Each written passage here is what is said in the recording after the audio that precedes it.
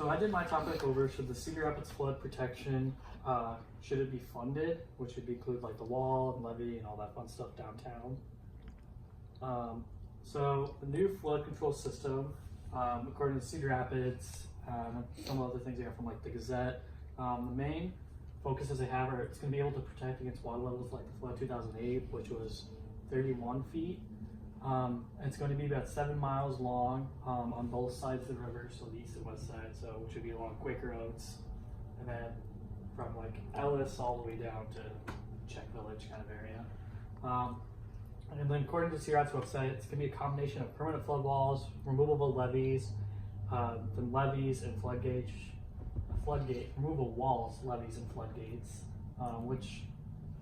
flood walls, just like a giant concrete wall. Removable walls would be like hexa walls, and then levees and gates. And then it's going to incorporate an aesthetic element that reflects our culture and history of the community, so it's not just going to be a boring gray wall that you look at. It'll be something kind of nice to look at that's not horrifying. So the cost, the estimated cost of the project is $550 million, which would be $750 million with inflation over 20 years. The city is going to spend about $350 million of our own money, so taxpayer money. We have like a 1% extra tax here to help pay for that. And then they also took out loans on the project from like the government or other banks and stuff like that. And then other money from the Army Corps of Engineers, and other federal government websites. The project's expected to be done in 10 to 15 years if everything goes to plan. But like we've seen in the last couple, like this year, we had like 2 or 3 different floods all at the same exact time. So it's kind of hard to work on it when nothing's cooperating.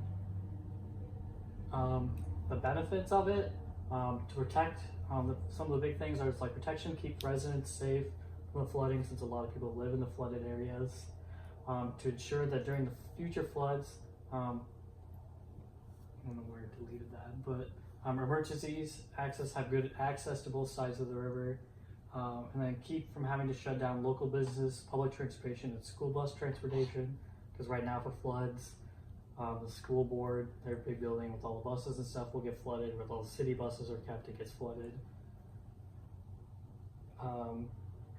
And then, is it a good investment or not? I think so, and then everyone else agrees so, and like the city council and the state agrees, because it's good for jobs, home values, and the business's economy all depend on our ability to protect the city from future loss related to flooding. Encourages businesses and people to invest in the city, because if we don't have good protection, nobody's going to come downtown anyways or anywhere near the river, because they'll just get flooded out every single year. And then we want to have to spend an estimated $10 million each year if there's a flood, so it'd be $10 million for each flood there is. So like this year we had 3 floods, I believe already, so that's $30 million wasted. That we could just have already a protection plan in place, so we wouldn't have to spend that.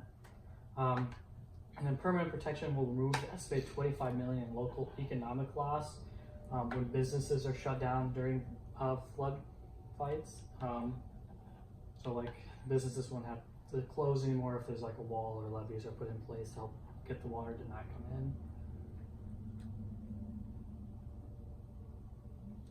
And then these are just a couple of the things the city implements right now to help with flood protection. These are the hexa barriers, which they spend about $10 million each year putting up, because they're not allowed to leave them up.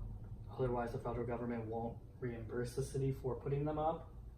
And then this is a part of the new levee that they built down in Czech Village. That has like a little sub pump thing, so they can pump the water out, it comes over back into the river on the other side. And then these 2 pictures are the flood wall currently. They're building right next to Quaker Oats. They're taking out the old one that was there and putting in a brand new one. And then this is what the flood wall is supposed to look like downtown, so it's not just a gross looking wall. It's kind of nice with like little parks and stuff around it and stuff like that.